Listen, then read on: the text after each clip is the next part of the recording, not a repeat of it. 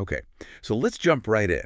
Today we're doing a deep dive into Donald Trump's economic views. All right. We've got a whole bunch of interviews and articles to look at. Yeah. There's this one from Bloomberg that's really interesting.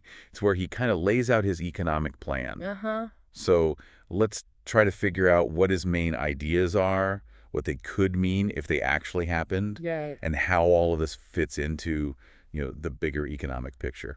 Yeah. This is a really fascinating one because he seems to be going against a lot of the usual ways of thinking about the economy, you know? Totally. And there's no better place to start than tariffs, Yeah. right? Right. I mean, this Bloomberg interview shows just how important tariffs are to Trump's whole economic philosophy. For sure. He says, and I'm quoting here, Okay. quote, about tariffs protecting American businesses. Wow. It's a pretty strong statement. Yeah. Makes you wonder, is he right? Or could this end up being a total disaster for the economy?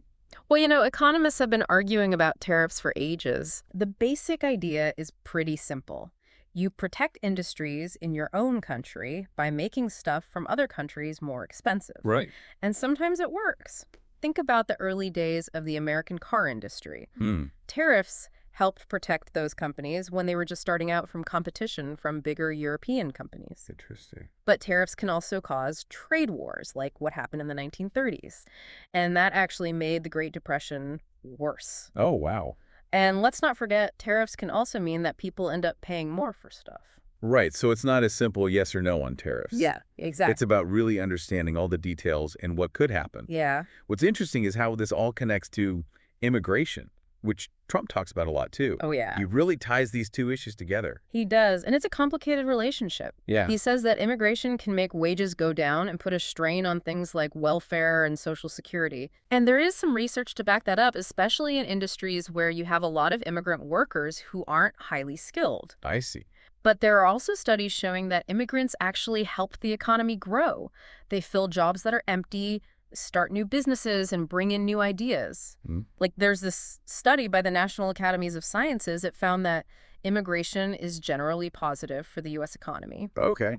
But the effects can be different depending on things like what skills people have and what industry they're in. So again, it's complicated. Uh-huh. It seems like there's evidence for all kinds of arguments. Yeah. Really shows how important it is to think about how the research was done and what the context is. Absolutely. And that brings us to another interesting part of all this, Trump's views on the Federal Reserve. Yeah. He definitely has opinions about interest rates and how the government controls money. He does. He said he wants lower interest rates because he thinks that would help the economy grow faster. And this goes right to the heart of what the Fed does.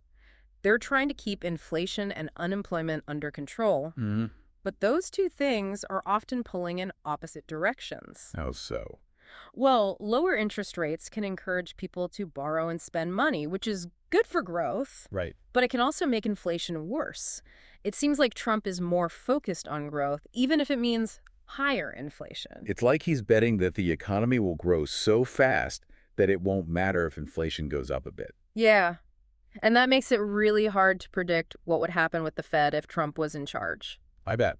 Presidents have usually given the Fed a lot of freedom because they know it's dangerous to mess with monetary policy for political reasons. Right. It's a big question whether Trump would follow that tradition. Okay, so we've learned some pretty important things about Trump's economic ideas. Definitely. We see how protectionist tariffs, a careful approach to immigration, and wanting lower interest rates are all key parts of his thinking. But what does this mean for everyday people? As you keep learning about Trump's economic policies, think about what these ideas could actually lead to.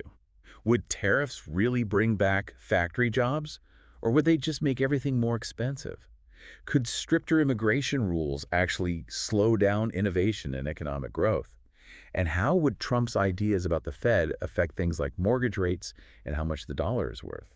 Good questions. These are the kinds of questions we all need to be asking ourselves as we try to understand this complicated and really interesting topic. Absolutely. And that's a wrap for our deep dive today. Fascinating stuff. So as you go about your day today, think about this. Do you think any of Trump's ideas could end up hurting the very people he says he wants to help? Really makes you think. All right, until next time, thanks for listening. See ya. Good.